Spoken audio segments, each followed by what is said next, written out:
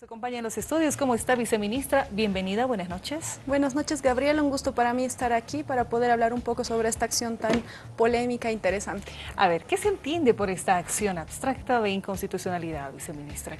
Bueno, esta acción abstracta de inconstitucionalidad es un recurso, ¿no?, que están habilitados para hacerlos algunas personas, entre estos los asambleístas departamentales.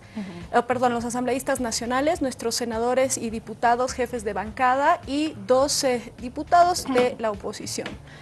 Esta acción abstracta de inconstitucionalidad trata, yo quisiera, bueno, en realidad los términos son bastante jurídicos, bastante técnicos, pero quisiera hablar en un lenguaje un poco fácil para que la ciudadanía nos pueda entender y un poco empezar hablando de nuestra Constitución Política del Estado, ¿no? Nuestra Constitución Política del Estado, ¿no?, aprobada el año 2009, es una de las constituciones más garantistas que existen en el planeta, ¿no?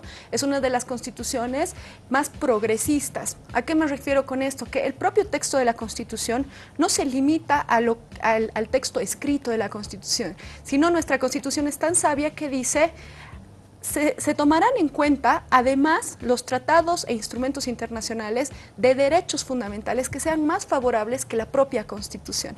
Entonces, ¿qué te dice? No se queda en el texto mismo de la Constitución, sino que va más adelante, siempre reconociendo nuevos derechos, reconociendo derechos y garantías más allá del mismo texto constitucional, ¿no? Es así que nuestra Constitución Política del Estado y todas las políticas, las constituciones políticas en general, son leyes que hacen a la construcción de un Estado político, ¿no?, y que tienen que ir avanzando con la civilización, avanzando con las sociedades. Este es el caso de esta acción abstracta de inconstitucionalidad que nuestros asambleístas han planteado a 5 artículos de la ley del régimen electoral y a 4 solicitando la inconstitucionalidad de 5 artículos de la ley del régimen electoral y a 4 artículos de la Constitución Política del Estado, solicitando la inaplicabilidad de esos 4 artículos. Pero ¿por qué? La gente dice, ¿por qué estamos pidiendo inconstitucionalidad por una parte, la inaplicabilidad por otra parte? Bueno, yo quisiera partir con este artículo 256, que es el artículo más importante. En realidad nos basamos en este artículo para hacer la acción de inconstitucionalidad. Muchas gracias por hacer una toma de este artículo tan importante. ¿Qué dice? Los tratados e instrumentos internacionales en materia de derechos humanos que hayan sido firmados, ratificados o los que se hubiera adherido el Estado, ¿no?, tratados internacionales en derechos humanos, que declaren derechos más favorables a los contenidos en la Constitución, se aplicarán de manera preferente sobre esta, ¿no? Muchas veces nosotros decimos, nada está por encima de la Constitución. De hecho, sí. De hecho, sí. Lo hemos hablado en reiteradas oportunidades, pero este artículo dice lo contrario. Este artículo es el que te permite que solamente en temas de derechos humanos, los tratados internacionales que sean más favorables se ejercen, ¿no?, se declaran por encima de la misma Constitución, porque la Constitución te lo permite. La misma Constitución te abre esa puerta y te dice, su Constitución no es estática, su Constitución es progresiva, va más allá del mismo texto porque los derechos van creciendo, los derechos van garantizando mejor el ejercicio de los derechos fundamentales. Ahora bien, hay una gran polémica también de que si los derechos políticos son o no son derechos fundamentales. Por supuesto que son derechos fundamentales. Los derechos políticos, el derecho a elegir y a ser elegido, es un derecho fundamental, es un derecho universal que está garantizado no solo en nuestra Constitución Política del Estado, sino también en tratados y convenios internacionales. Es un derecho que se ha luchado durante muchos años, durante siglos, ¿no?, a partir de la Revolución Francesa para adelante. Muchas sociedades hemos luchado por tener este derecho político a elegir y a ser elegidos. Entonces, ¿qué se está limitando con estos artículos de la 026 y con esos artículos de la Constitución Política del Estado? En principio, se está limitando mi derecho como ciudadano o como ciudadana a elegir a mi representante. ¿Por qué yo no podría elegir a mi presidente, a mi vicepresidente, a mis concejales, a mi alcalde? Si yo creo que estas personas han hecho un buen trabajo, ¿por qué se me está limitando a que haya un periodo en el que yo no pueda votar por ellos, ¿no? En principio, a la ciudadanía en general se nos está limitando nuestro derecho. pero también se está limitando el derecho de casi 2.000 personas, hemos contabilizado a todas las autoridades electas que tenemos a nivel nacional, y es alrededor de 2.700 personas, que también se les está limitando su derecho a participar. ¿Por qué decimos que se le está limitando? En principio, porque nuestra Constitución Política del Estado establece en el artículo 26, aquí no se ve muy bien, no sé si pueden verlo, pero cuando tengan a la mano una Constitución Política del Estado, establece qué son los derechos políticos, ¿no? Y dice: todas las ciudadanas y los ciudadanos tienen derecho a participar libremente en la formación, ejercicio y control del poder político, directamente y por medio de sus representantes, y de manera individual o colectiva. La participación será equitativa y en igual condiciones entre hombres y mujeres.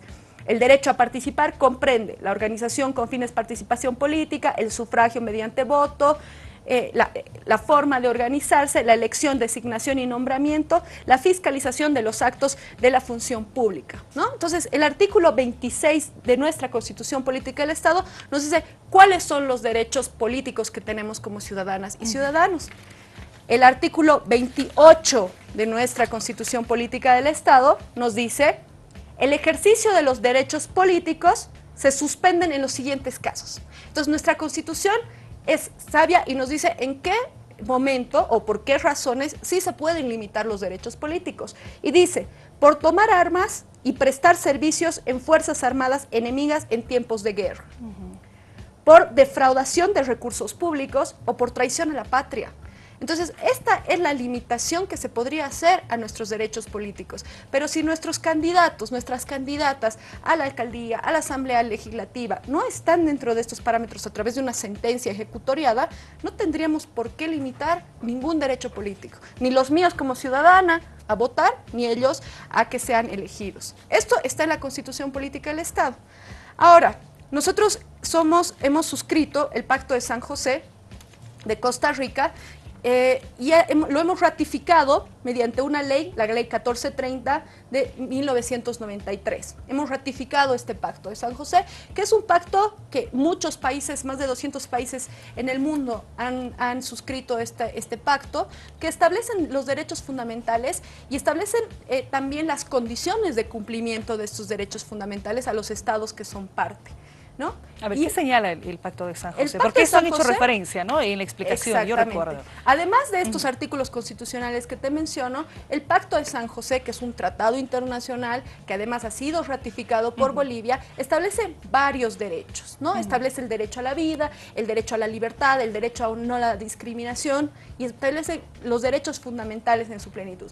Pero hablando expresamente, que es el tema que nos interesa hoy, que es los derechos políticos, en su artículo 23, ¿no? Dice: derechos políticos. Todos los ciudadanos deben gozar de los siguientes derechos políticos: de participar en la dirección de los asuntos públicos, de votar y ser elegidos, un poco lo que dice nuestro artículo 26 de la Constitución, ¿no? De tener acceso en condiciones generales de igualdad a las funciones públicas de un país. Ahora, ¿qué dice el parágrafo, el numeral 2? Ese es el que nos importa y quisiera que tomemos atención en este artículo. Dice: la ley puede reglamentar el ejercicio de los derechos y oportunidades que se refiere el inciso anterior. Entonces te dice, efectivamente, pueden tener una ley electoral que regule cómo vamos a ejercer estos derechos políticos. Exclusivamente, por razones de edad, nacionalidad, residencia, idioma, instrucción, capacidad civil o mental, condena por juez competente en proceso penal. Entonces, ¿qué te está diciendo este Pacto de San José? Te está diciendo, efectivamente, puedes tener una ley electoral que regule los derechos políticos, pero solamente, exclusivamente en estas razones, en estos términos. Edad, por supuesto, un menor de edad, un menor de 18 años no puede ser presidente. O una persona que no sea boliviana no puede ser autoridad electa, ¿no? Tienen que ser bolivianos, tienen que cumplir en estas condiciones. Aquí no dice que ya haya sido electo por el pueblo boliviano, o por un pueblo, o por una nación, por un estado parte. Entonces, este derecho establecido en el Pacto de San José es pues favorable, es más benigno que los artículos 168, 156, 285, 288 de la Constitución Política del Estado, que limitan este derecho político. Entonces, lo que está haciendo esta acción de inconstitucionalidad es poner en una balanza, decirle al Tribunal Constitucional, tenemos un artículo 256 que te está mandando, ¿no?, que te manda a que pongas por encima de la Constitución Política del Estado los derechos y tratados internacionales que sean más favorables que la Constitución. Te lo manda la Constitución, no se lo manda los asambleístas ni el presidente, lo manda la propia Constitución. Te dice que puedes hacerlo, ¿no? Y también te dice: los derechos reconocidos en la Constitución serán interpretados de acuerdo a los tratados internacionales de derechos humanos cuando estos prevean normas más favorables. El mismo artículo te lo dice. ¿Quién interpreta la Constitución? ¿Quién es el responsable de interpretar la Constitución? El Tribunal Constitucional. Ellos son los mandados en primera instancia a interpretar la Constitución.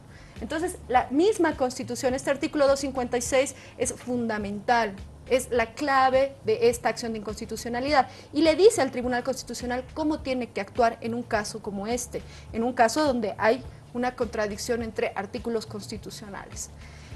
La Constitución Política del Estado, al igual que la mayoría de las constituciones, tiene una parte subjetiva, una parte sustantiva y una parte adjetiva.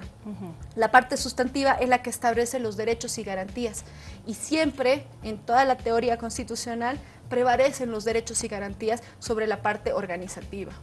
Mire, viceministra, de hecho mucho hemos escuchado en cuanto a cómo vamos interpretando, en por qué no se respeta. Sé que me ha explicado la parte jurídica, pero yo me voy a ir por la repercusión, que eso es lo que también hemos escuchado, lo hemos visto en redes, en los medios, desde el mismo comentario. Ejemplo, se tiene la Constitución y te dice solo puedes postularte 2 veces, por un lado. Puedes ser elegido en todo caso. 2, se tuvo un referéndum en el que ya se también se decidió sobre esta posición y bueno, ahí se habló específicamente presidente y vicepresidente. Y una tercero, ¿por qué modificamos algo que ha sido aprobado, como es la Constitución Política del Estado? Como que son más o menos los elementos que se hablan cuando se hace referencia a este recurso presentado. Para resumirlo, viceministra, por eso voy por eso. Resumiendo, por eso yo empezaba por la importancia que tiene nuestra Constitución y los parámetros que nuestra Constitución nos ha dado a que no es una norma estática, que esta norma constitucional que ha sido aprobada gracias al gobierno de nuestro presidente Evo Morales, que una marcha que él mismo ha protagonizado para que se apruebe esta Constitución Política del Estado, nos ha dado los parámetros para que esta norma no se quede en el texto, sino que crezca, que cada vez vayamos para adelante, ¿no? Y que se interprete la Constitución siempre como más favorable. Y si existe alguna limitación, como siempre puede existir, como que ha existido en otros países, como que hay constituciones que también se limitan a sí mismas, pero eso uno se va a dar cuenta, o los ciudadanos nos podemos dar cuenta ya en el ejercicio. Tal vez cuando se aprobó la Constitución con estas limitaciones, en ese momento no veíamos cuál era el problema, o no se identificó este problema. Pero sí está este artículo, el 256, está plasmado en la Constitución. El 256, que te habla de los derechos en general, ¿no? Y ahora lo podemos aplicar expresamente en este caso porque la Constitución nos los permite y porque los derechos tienen que irse interpretando y ejerciendo de acuerdo a las necesidades de la sociedad. Hoy en día tenemos un país que no es el mismo país de hace 10 años, tenemos un país que ha crecido monumentalmente en temas económicos, tenemos un país que ha decrecido en cuanto a la pobreza extrema, tenemos un país digno, que tenemos nuestras propias empresas, etcétera, y las circunstancias son otras desde hace 10 años. Hoy en día sí necesitamos ejercer plenamente nuestros derechos políticos, ¿no? Y te dicen que esta acción no es democrática, que estamos limitando. ¿Qué más democracia que posibilitar a las personas votar? ¿Qué es más democrático que unas elecciones abiertas y sin limitaciones, ¿no? O sea, yo siempre les digo y siempre pienso que mientras más amplias, sin restricciones, sean nuestros derechos, son más efectivos en su ejecución. Entonces, unas elecciones donde podamos nosotros elegir a nuestros representantes, a los que nosotros creemos que son las mejores personas para llevar adelante nuestro país, es lo más sano, es lo más democrático y lo va a decidir el pueblo.